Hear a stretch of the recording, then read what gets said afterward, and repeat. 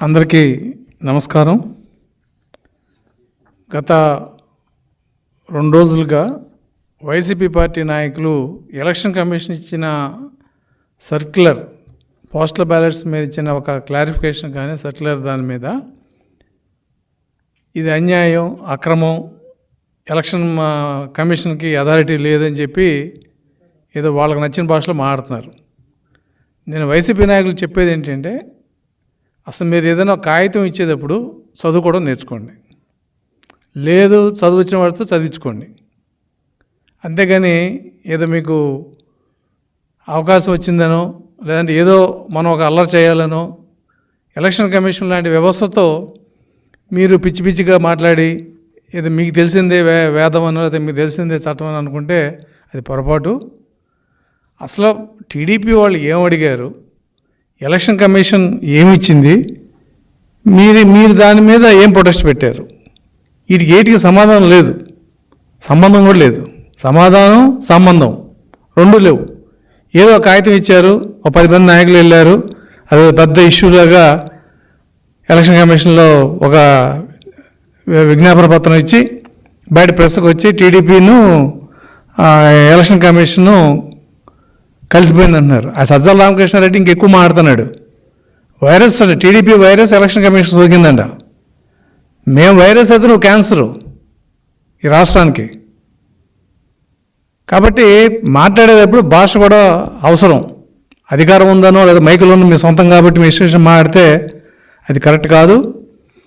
Election కమిషన్ని TDP ఏమడిగింది? మేము 10/5/2024 ఒక రిప్రజెంటేషన్ ఇచ్చాం. ఏమని?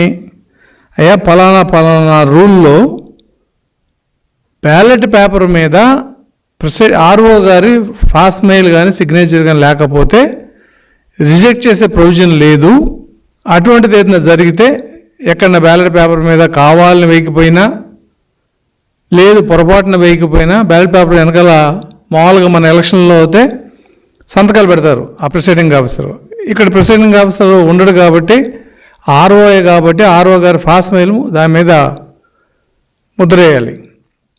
ఒకసారి మర్చిపోవచ్చు, లేదు పని హడావుడిలోనూ కావాలనో సంతకం పెట్టలేకపోవచ్చు. ఏ సందర్భంలో అయినా సరే, కారణం ఏదైనా సరే, అటువంటి ఫాస్ట్ మెయిల్ కానీ ముద్ర కానీ లేనప్పుడు ఆ పోస్టల్ బ్యాలెట్ని రిజెక్ట్ చేయొద్దు అని చెప్పి మేము ఎలక్షన్ కమిషన్ అడిగాం. అది కూడా ఏంటి, అది రూల్లో ఉంది.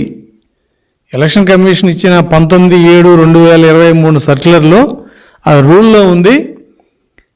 మీరు కౌంటింగ్ అప్పుడు ఇది ఇబ్బంది అవుతుంది, కొంతమంది ఆర్ఓలు తెలియక ఫాస్ట్ మెయిల్ లేదు కాబట్టి బ్యాలెట్ డూప్లికేట్ అనో లేదా ఈ బ్యాలెట్ ఇన్వాలిడ్ అనేది పక్కన పెట్టేస్తారు. ఎందుకంటే పోస్టల్ బ్యాలెట్కి ఈవీఎంలు పెట్టిన అధికారులు ఉన్నారు ఇవాళ. అంతటి మేధావులు ఇవాళ ఎలక్షన్ డ్యూటీలో పనిచేస్తున్నారు. కాబట్టి ఏది చెప్పినా స్పష్టంగా ఎలక్షన్ కమిషన్ చెప్పితేనే కింద కౌంటింగ్లో అది అమలవుతుంది తప్ప నోటి మాటకి చెప్తే కుదరదు. ఈ రూల్ని మీరు స్పెసిఫిక్గా రూల్ ఇలా ఉంది కాబట్టి పోస్టల్ బ్యాలెట్ వెనకాల ఆర్ఓ గారి సంతకం ముద్ర లేకపోతే దాన్ని రిజెక్ట్ చేయొద్దు అని సర్క్యులర్ ఇవ్వండి అని అడిగాం. రెండో అంశం, పోస్టల్ బ్యాలెట్ ఇచ్చినప్పుడు ఒక డిక్లరేషన్ ఉంది 13A. అంటే ఎంప్లాయీ డీటెయిల్స్, ఎక్కడ ఓటు ఉంది ఎన్ని కలిపి ఆయన సిగ్నేచర్ పెడితే ఆ సిగ్నేచర్ని అటెస్ట్ చేస్తూ ఒక గజిటెడ్ ఆఫీసర్తో అటెస్టేషన్ చేయించారు. ఈ గజిటెడ్ ఆఫీసర్ ఎవరు? అక్కడే ఫెలిసిటేషన్ సెంటర్లోనే ప్రభుత్వం తరఫున ఒక గజిటెడ్ ఆఫీసర్ని పెట్టి ఆయన సంతకం పెట్టి స్టాంప్ వేసి ఆయన వివరాలు అందులో రాస్తాడు. ఎక్కడన్నా పొరపాటున స్టాంప్ వేయకపోయినా లేదంటే ఆయన డీటెయిల్స్ లేకపోయినా అది ఓటర్ తప్పు కాదు, అది ప్రభుత్వం బాధ్యత ఫెలిసిటేషన్ సెంటర్లో. కాబట్టి అటువంటి వాటిని రిజెక్ట్ చేయొద్దు. ఈ 2 కారణాల వలన పోస్టల్ బ్యాలెట్స్లో ఎక్కువ నష్టం జరుగుతుంది కాబట్టి వీటి మీద మీరు క్లారిఫికేషన్ ఇవ్వాలి.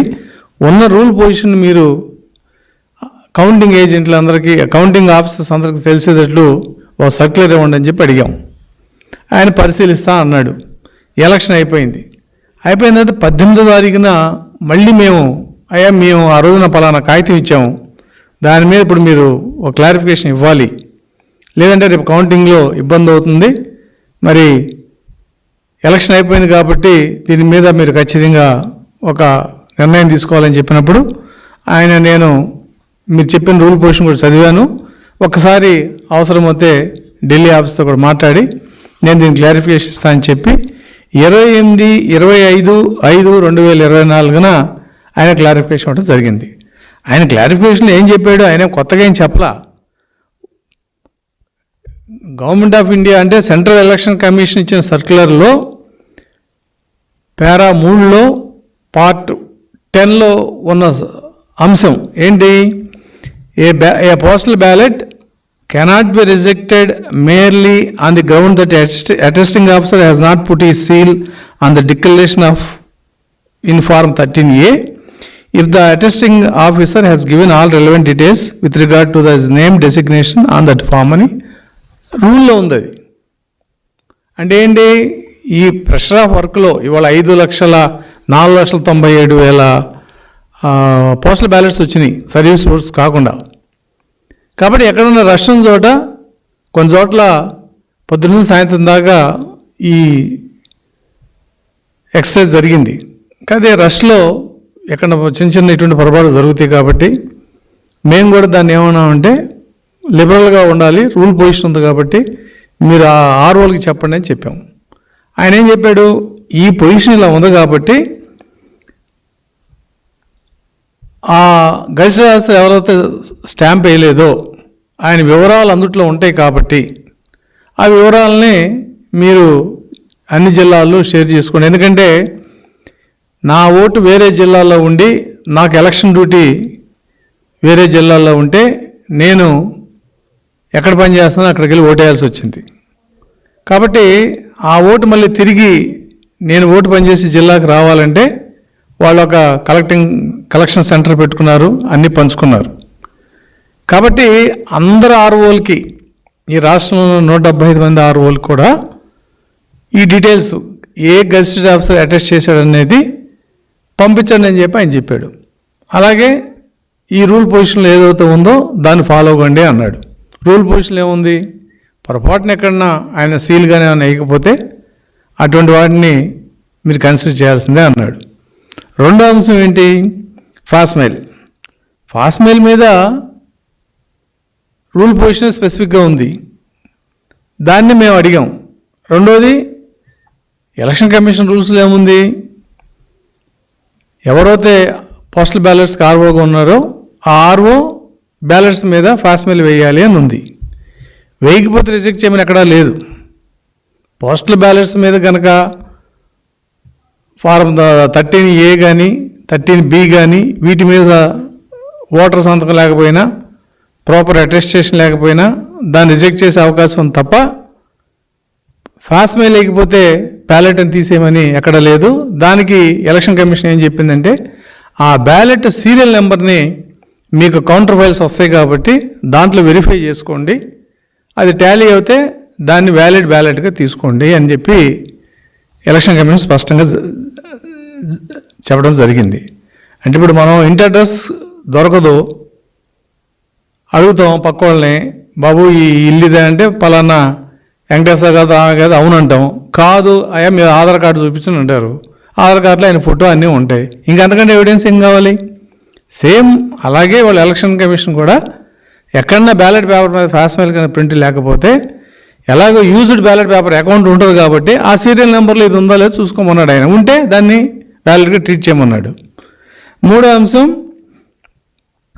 ఈ కవర్ అయితే ఏదైతే ఉందో పోస్టల్ బ్యాలెట్స్ కవర్, ఆ కవర్లో ఈ సెండర్ అంటే ఎవరైతే ఓటర్ ఉన్నాడో ఆ ఓటర్ కనుక కవర్ పైన సంతకం పెట్టకపోయిన పక్షంలో ఆయన డీటెయిల్స్ అన్నీ లోపల ఉంటాయి కాబట్టి అది వెరిఫై చేసుకుని మీరు దాన్ని కన్సిడర్ చేయండి అన్నాడు. అది కూడా ఆయన సొంతంగా ఇవ్వలా, సెంట్రల్ ఎలక్షన్ కమిషన్ 19/7/2023 ఇచ్చిన సర్క్యులర్లోనే అది కూడా ఉంది. కాబట్టి దీని మొత్తం రిజల్ట్ ఏంటి అంటే డిక్లరేషన్ మీద గెజిటెడ్ ఆఫీసర్ స్టాంపు లేకపోయినా, ఈ కవర్ పైన సంతకం లేకపోయినా, ఓటర్ సంతకం లేకపోయినా, ఫ్యాక్స్ మెయిల్ బ్యాలెట్ పేపర్ లేకపోతే, ఈ 3 అంశాల్లో బ్యాలెట్ పేపర్ని రిజెక్ట్ చేయకూడదు. ఇది మీరు ఫాలో అయ్యి దాని ప్రకారం దాన్ని వ్యాలిడ్ చేయాలి. ఇన్ కేస్ బ్యాలెట్ పేపరు అకౌంట్లో టాలీ కాకపోతే ఆ బ్యాలెట్ పేపర్ రిజెక్ట్ చేయమన్నాడు.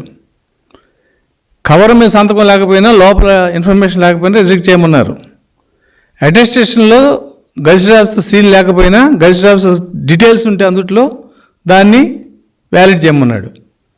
ఇందుట్లో అయినా సొంతంగా తీసుకున్న నిర్ణయాలు ఏం లేవు. పైగా ఇంకొక ఆశ్చర్యకరమైన విషయం ఏంటంటే, వైసీపీ వాళ్ళు ఇచ్చిన లెటర్లో వాళ్ళు ఏం చెప్తారు, postal ballet paper shall be rejected without opening its inner cover 13B if the declaration has not been duly signed by the elector or has not been attested by an officer competent to do so or otherwise substantial defective అన్నాడు. ఇది ఏమన్నా చదువుకుంటే మేము అడిగింది ఏంటి, నువ్వు complaint చేసేది ఏంటి? అసలు దీని మీద మేము అడగలేదు. మేము అడిగింది 2 పాయింట్స్. డిక్లరేషన్ 13A మీద గెజిటెడ్ ఆఫీసర్ స్టాంప్ లేకపోతే, నేను వైసీపీ వాళ్ళకి మరొకసారి చెప్తున్నా, బస్ వాళ్ళు మా కాగితం చదవలేదేమో. మేము స్పష్టంగా అడిగింది ఏంటంటే, if no facsimile is fixed and postal ballot, దాన్ని కన్సిడర్ చేయమన్నాం. If the officer did not put their designation stamp after signing the declaration form, ఇవి మేము అడిగినాయి. నువ్వేం చెప్తున్నావు, ఆ కవర్లో 13Bలో ఆయన సంతకం లేకపోయినా, ఎలక్టర్ సంతకం లేకపోయినా రిజిస్టర్ చేయమని కాబట్టి నువ్వు ఇచ్చిన సర్క్యులరు తప్పు అంటాడు. పైగా దీని మీద ఇవాళ సోషల్ మీడియాలో ట్రోలింగ్, కోర్టుకి వెళ్తాం. వెళ్ళండి కోర్టుకి. కోర్టు అంటే మీ గౌరవం ఎక్కడ ఏడ్చింది? 400 కేసులు ఉన్నాయి, కంటెంప్ట్ కేసులు మీ మీద. అవి క్లియర్ చేసుకోండి ఫస్ట్. అంటే వాళ్ళ పోస్టల్ బ్యాలెట్స్లో మీకు స్పష్టంగా ఎంప్లాయీస్ అందరూ మీకు అగెనిస్ట్గా వేశారు కాబట్టి 4,97,000లో 1% 2% ఇన్వాలిడ్ ఓట్లు ఉంటే, మిగతా ఓట్లో 90% వైసీపీకి అగెనిస్ట్గా పడ్డాయి కాబట్టి సాధ్యమైనంత వరకు పోస్టల్ బ్యాలెట్స్ని తగ్గించే విధి విధానాల్లో ఇది ఒక అంశంగా తీసుకుని దీన్ని అలవాటు చేస్తున్నారు తప్ప, తల్లో మెదడు ఉన్నాడు ఎవడు ఈ కాగితం ఇవ్వడు. తెలుగుదేశం ఏమడిగింది, నువ్వు దేని గురించి మాట్లాడుతున్నావు? దీని మీద ఎలక్షన్ కమిషన్ మీద నువ్వేదో పెద్ద ఎలక్షన్ కమిషన్కి వైరస్ పెట్టిందంటే టీడీపీకి. ఆంధ్రప్రదేశ్కి నువ్వు క్యాన్సర్ అయితే మేము ఎలక్షన్ కమిషన్కి virus can be removed, but క్యాన్సర్ని క్యూర్ చేయటం లేదు. అందుకే రేపు 4వ తారీఖు క్యాన్సర్ క్యూర్ చేసే వ్యాక్సిన్ రాబోతుంది. అది మీకు ముందుగా తెలిసింది కాబట్టి ఈ అల్లరి, ఈ గొడవ. ఎవడన్నా మీ లాయర్లను అడగండి, మేము ఇచ్చిన కాగితం ఏంటి? ఒకవేళ మేము ఇచ్చిన రిప్రజెంటేషన్ మీ దగ్గర లేకపోతే మీరు సంతకం పెట్టిన 6 ఎవరు, లేళ్ల అప్పిరెడ్డి, మేరు నాగార్జున, పేర్ని వెంకటరామ నాని, కిషోర్ బాబు ఐఆర్ఎస్ ఆఫీసరు, ఆయన చదవచ్చు కదా. మద్దాల్ గిరిధర్, నారాయణమూర్తి గారు, మీ 6 మేము కాపీ పంపిస్తాం, చదువుకోండి. మేము అడిగింది ఏంటి, ఎలక్షన్ కమిషన్ ఇచ్చింది ఏంటి, మీరు పెట్టిన కాగితం ఏంటి? ఇదేదో మీరు అల్లరి చేయటానికి, మీ బలహీనతను బయటపెట్టేవాడికి ఇచ్చిన అల్లరి తప్ప దీంట్లో సబ్జెక్ట్ లేదు. మీరు కోర్టు కాదు, సుప్రీంకోర్టు కూడా వెళ్తారు. మీకు ఇష్టమైతే సుప్రీంకోర్టు కూడా వెళ్తారు. అక్కడ కూడా ముట్టికాయలు తిన్నా మీకు సిగ్గు లేదు. సిగ్గు లేని ప్రభుత్వం ఇది. బాధ్యత, సిగ్గు, నిజాయితీ, ఈ పదాలన్నీ ప్రభుత్వానికి దూరం. ఇది ఆఖరి వీక్ మీకు. This is last week off the YCP government. కాబట్టి దీన్ని భరించలేక ఏదో రకంగా తెలుగుదేశాన్ని అల్లరి చేయాలని చెప్పి ఈ రకమైన వ్యాఖ్యలు చేయటం, ఈ రకమైన రిప్రజెంటేషన్ ఇవ్వటం, మేము 750 కాగితాలు ఇచ్చాం ఎలక్షన్ కమిషన్కి, మీకు తెలియదేమో. ఇస్తే మాకు 2 క్లారిఫికేషన్లు తిరుగు టపాలో ఇచ్చాడు. ఒకటి ఎలక్షన్ ఏజెంట్ల మీద, మీరు ఆర్ఓలు చెప్పి ఎలక్షన్ ఏజెంట్లని లిస్టు ముందు తెప్పించుకుని పోలీస్ వెరిఫికేషన్ కావాలని చెప్పి రాజానగరం ఆర్ఓ ఇచ్చాడు. అది రూల్ ఎక్కడా లేదు. కానీ వైసీపీ నాయకత్వం అంతా కూడా దాని మీద ఇన్సిస్ట్ చేస్తుంది ప్రతి ఆర్ఓని. రూల్ ఏముంది, 3 రోజుల ముందే కౌంటింగ్ ఏజెంట్లకి లిస్ట్ 3 రోజుల ముందు మాత్రమే ఇవ్వాలి, అది కూడా ఆర్ఓకి. పోలింగ్ ఏజెంట్లకు పోతే పోలింగ్ రోజునే ఆ చీఫ్ ఏజెంట్ పోలింగ్ క్యాండిడేట్ సంతకం పెట్టి ఆ ఫోటో ఉన్న కాగితం తీసుకెళ్ళి ఆయనకి ఇస్తే ఆయన యాక్సెప్ట్ చేయాలి ప్రిసైడింగ్ ఆఫీసర్. అది సర్క్యులర్ ఇచ్చిన తర్వాత ప్రతి వాడికి ఇబ్బంది అయింది. ఎందుకని? వాళ్ళ కంట్రోల్ పోయింది. లేకపోతే పోలీస్ స్టేషన్కి తీసుకెళ్ళి టీడీపీ కార్యకర్తలని వాళ్ళు ఇష్టం వచ్చిన హెరాస్ చేసిన సందర్భాలు ఎన్నో ఉన్నాయి. మొన్న అనంతపూర్లో దివాకర్ రెడ్డి గారి దాంట్లో 800 మంది మీద కేసు పెట్టి అండ్ అదర్స్ అన్నారు. అంటే నువ్వు ఎవడన్నా ఒక ఏజెంట్ పేరు చెప్తే ఆ అదర్స్ వాడిని పేరు పెడతాం, వాడిని డిస్క్వాలిఫై చేయాలనే ఆలోచనతో ఒక దుర్మార్గమైన ఆలోచన చేశారు. దాన్ని ఎలక్షన్ కమిషన్ కూడా అడ్డుకట్ట వేసింది. సో ఈ ఇబ్బందులు వాళ్ళకు ఉన్నాయి కాబట్టి, వాళ్ళ ప్లానింగ్ దెబ్బతింది కాబట్టి ఉక్రోషంతో ఇవాళ ఎలక్షన్ కమిషన్ మీద అపవాదం వేయడం జరుగుతుంది. ఆ లెక్క వస్తే ఎలక్షన్ కమిషన్ మీద మేము వేయాలి అపవాదం ఏదైనా ఉంటే. మేము 750 రిప్రజెంటేషన్ ఇచ్చాం, మాకు ఇచ్చింది 2 క్లారిఫికేషన్లు. ఎంతోమంది ట్రాన్స్ఫర్ చేయమని అడిగాం, including this bloody chief secretary. ఇవ్వలేదు కదా. కాబట్టి వైరస్ పట్టింది. నేను చెప్తున్నాను, ఎస్ తెలుగుదేశం వైరస్సే, నువ్వు క్యాన్సర్ రాష్ట్రానికి. మిస్టర్ సజ్జల రామకృష్ణారెడ్డి మళ్ళీ చెప్తున్నా, your party is like cancer to Andhra Pradesh which is going to be cured on 4th June. కాబట్టి మీరు ఎప్పుడైనా కాగితాలు ఇచ్చేటప్పుడు లేకపోతే తెలుగుదేశం పార్టీలో వ్యవస్థ ఎలా ఉంటుందో మీకు తెలియదు. మీరు 6 పెట్టారు సంతకం, తప్పనే అన్నాం, మేము ఒకడమే పెడతాం. కానీ ఇటువంటి కాగితాలు బయటకు వెళ్ళాలంటే దీనికి ఎంత ఎక్సర్సైజ్ జరుగుద్ది. రూల్ పొజిషన్ చూసుకుంటాం, డిస్కస్ చేస్తాం లీగల్ టీంతో, అప్పుడు కాగితం ఇస్తాం. అంతేకాని మీలాగా ఏదో కాగితం ఇచ్చి అలా చేసే పద్ధతి తెలుగుదేశం పార్టీలో ఉండదు. ఇక నుంచి అయినా సరే మీరు ఈ పార్టీ మీద ఏదన్నా